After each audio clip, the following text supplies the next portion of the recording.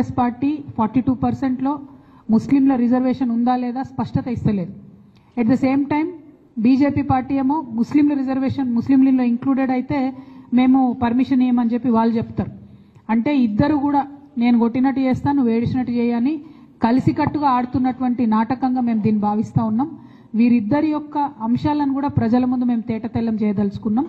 మేము ఈ దీక్ష ద్వారా సాధించాలనుకునేటటువంటి విషయం ఒక్కటే, కాంగ్రెస్ పార్టీ స్పష్టతనివ్వాలి. మీరు ఇచ్చినటువంటి 42% ఆర్డినెన్స్లో ముస్లిమ్స్ ఉన్నారా లేదా, మరి ముస్లిమ్స్ లేకపోతే ముస్లిం రిజర్వేషన్ గురించి మీరు ఏం చేయబోతా ఉన్నారు.